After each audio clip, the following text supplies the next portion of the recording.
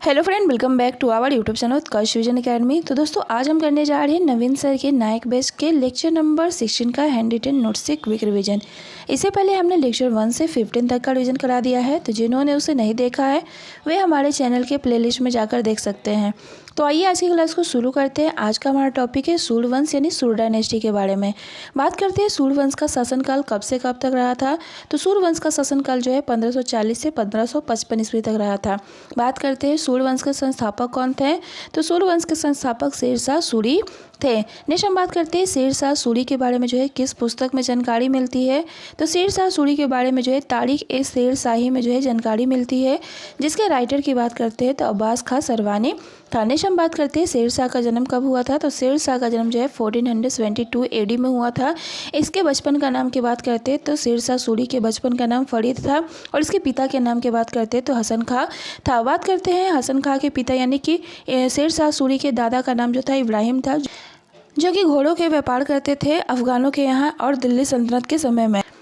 Next हम बात करते हैं इब्राहिम लोदी के बारे में। तो इब्राहिम लोदी का एक करीबी था जिसका नाम जो था जमाल खां था और इब्राहिम लोदी ने उसे जो है जौनपुर की जागीर दी थी। बात करते हैं हसन खां की। तो हसन खां के जो है 4 पत्नियां होती है, जिसमें पहले पत्नी से जो है उसे फरीद यानी कि शेरशाह होता है और चौथी पत्नी से जो है सुलेमान होता है। और जमाल खां के साथ साथ जो है हसन खां भी जो है जौनपुर चला जाता है। और बात करते हैं हसन खां का जो पहला पुत्र था फरीद यानी कि शेरशाह, वह चाहता था कि जौनपुर की जागीर उसे मिले, लेकिन उसके पिता और शेरशाह के बीच जो है विरोध होने लगता है जौनपुर को लेकर। और उसके बाद जो है फरीद खां जो होता है यानी कि शेरशाह जो होता है 3 साल तक जो है शिक्षा ग्रहण करता है और शिक्षा ग्रहण करके जो है जमाल खां को प्रभावित करता है। जिसके बाद जमाल खां जो होते हैं फरीद को जो है यानी शेरशाह को जो है 1497 से लेकर के 1518 ईस्वी तक जो है जौनपुर की जागीर का प्रबंधक बना देते हैं। और उसके बाद 1518 में जो है हसन खां की मृत्यु हो जाती है, जिसके कारण जो है फरीद और सुलेमान के बीच जो है जौनपुर को लेकर जो है झगड़ा होने लगता है, जिसके कारण फरीद जो होता है जौनपुर को छोड़कर जो है दक्षिण बिहार की ओर चल पड़ता है। और दक्षिण बिहार के एक सूबेदार बहार खां लोहानी के यहाँ जो है एक कार्य करता है, जिसमें उसका काम होता है उसके पुत्र जलाल खां का संरक्षक यानी कि उसका रक्षा करना। और यहाँ पर जो है बहार खां लोहानी के द्वारा जो है उसे शेर खां की उपाधि दी जाती है, एक शेर को जो है एक ही वार में मारने के कारण। नेक्स्ट हम बात करते हैं 1529 में जो है बंगाल के नुसरत शाह को हटाकर हजरत ए आला की उपाधि धारण करता है शेरशाह। और उसके बाद बात करते हैं तो 1530 में जो है चुनार के किले को जीतता है तथा वहाँ के शासक की पत्नी लाड मलिका से जो है शादी कर लेता है। उसके बाद बात करते हैं 1539 में जो है चौसा का युद्ध करता है, जिसमें जो है शेरशाह की जीत होती है। नेक्स्ट हम बात करते हैं 1540 में जो है कन्नौज यानी बिलग्राम का युद्ध होता है, जिसमें भी जो है शेरशाह की जीत होती है। और उसके बाद 1541 में वह बंगाल को जीतता है। बंगाल में एक शासक होता है जिसका नाम जो होता है खिज्र खां होता है, जो कि अपने आप को स्वतंत्र शासक मानने लगता है, जिसके कारण जो है शेरशाह उसे कैद कर लेता है और बंगाल को जो है सरकारों यानी कि जिलों में बांट देता है, जिसका नियंत्रण जो है सिकदार को दिया जाता है। और सिकदार का भी जो नियंत्रण करता है उसके लिए जो है अमीर ए बंगला को नियुक्त किया जाता है। नेक्स्ट हम बात करते हैं आगे 1542 में जो है उसने जो है मालवा को जीतता है और मालवा का वहाँ पर उस समय शासक होता है मल्लू खां, जिसे हम लोग कादिर खां के नाम से भी जानते हैं, को हराता है, क्योंकि उसे शक होता है कि मल्लू खां जो है आगे जाकर जो है मालदेव से जाकर मिल जाएगा और उसके लिए जो है एक बड़ी चुनौती बन सकता है, जिसके कारण जो है वह जो है मालवा के शासक मल्लू खां को जो है हरा देता है। नेक्स्ट हम बात करते हैं 1543 में जो है उसने जो है रायसेन को जीतता है, जहाँ पर एक शासक होता है पूरनमल। पूरनमल जो होता है मुस्लिमों पर बहुत अत्याचार करता है और शेर खां जो है उनसे जो है झूठा वादा करता है कि उस पर जो है कोई अत्याचार नहीं होगा और रायसेन को जीत लेता है।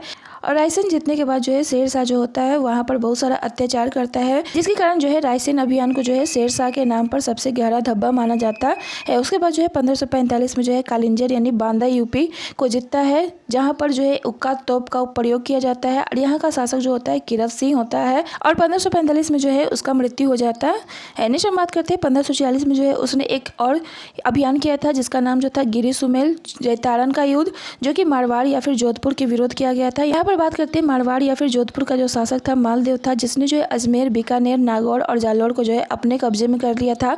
अजमेर को उसने जो है वीरम देव से और कल्याण मल से जो है बीकानेर को अपने हाथ में लिया था। इसके बाद वीरमदेव और कल्याणमल जो होते हैं शेरशाह सूरी के साथ मिल जाते हैं और यहीं पर जो है गिरी या सुमेल का युद्ध होता है, जिसमें शेरशाह जो है चालाकी से जो है झूठा पत्र लिखवाता है जैता और कुंभा के खिलाफ। और जैता और कुंभा क्या होते हैं तो मालदेव के सेनापति होते हैं। यह जो है झूठे पत्र में लिखवाता है कि जैता और कुंभा जो है शेरशाह सूरी के साथ मिल गए हैं और मालदेव अकेला है, जिसके कारण जो है मालदेव के अधिकांश जो सैनिक होते हैं उसे छोड़कर वहाँ से भाग जाते हैं युद्ध के स्थल से। और जैता और कुंभा जो है अंतिम सांस तक अपनी लड़ाई करता है।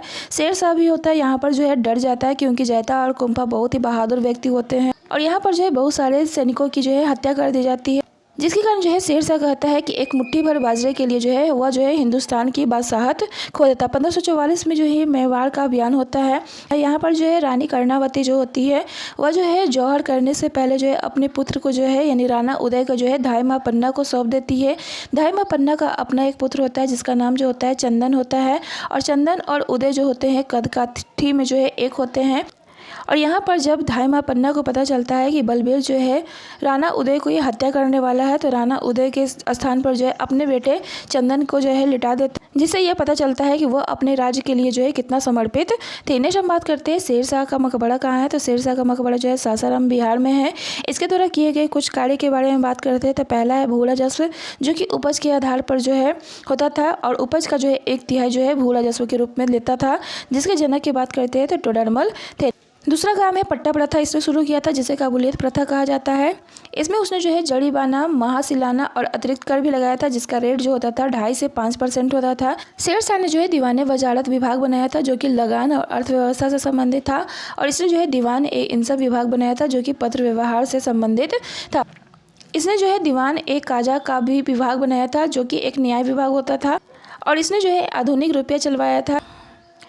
इसने जो है चांदी का जो है टक्का चलाया था जो कि 180 ग्रेन का होता था और तांबे का दाम चलवाया था जो कि 360 ग्रेन का होता था और इसका नाम जो था रुपया दिया गया था और इस पर जो है लिखा गया था देवनागरी लिपि में। बात करते हैं इसके समय जो है मलिक मोहम्मद जायसी ने पद्मावत लिखा था जो कि 1540 ईस्वी में लिखा गया था और हेग और कानूनगो ने जो है इसे जो है अकबर से भी जो है श्रेष्ठ शासक माना है। नेक्स्ट हम बात करते हैं आगे। इसने जो है सड़क ए आजम जिसे हम लोग जीटी रोड के नाम से जानते हैं बनवाया था और इसने जो है डाक सेवा को भी जो है जन्म दिया था, जिसका प्रमुख जो था हेमू था।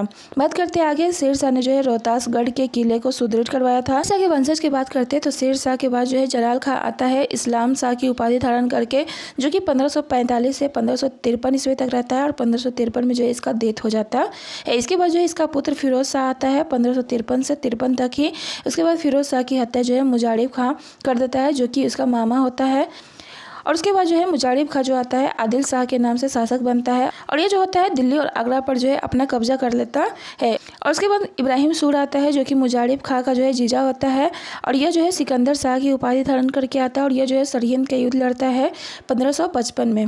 सरहिंद के युद्ध की बात करते हैं तो इसके बाद जो है हुमायूं जो है वापस आ जाता है दिल्ली और आगरा और उसके बाद जो हुमायूं जो होता है दिन पर आके सीढ़ियों से गिर जाता है, जिसके कारण उसके सिर की जो हड्डी होती है वो टूट जाती है और यहाँ पर जो है वह 3 दिन तक जिंदा रहता है और 3 दिन के बाद जो है उसकी मृत्यु हो जाती है। लेकिन बैरम खां जो होता है 17 दिन तक जो है मुल्ला बैक्सी को जो है हुमायूं बना करके जो है झरोखा में लाता है। लेकिन मुजारिब खां यानी कि आदिल शाह के सेनापति हेमू को पता चल जाता है कि हुमायूं की मृत्यु हो चुका है और वह जो है दिल्ली पर जो है कब्जा कर लेता है और इस प्रकार जो है हेमू जो होता है दिल्ली के अंतिम हिंदू सम्राट होता है। तो आज के लिए बस इतना ही, मिलते हैं नेक्स्ट लेक्चर के रिवीजन में, तब तक के लिए बाय बाय।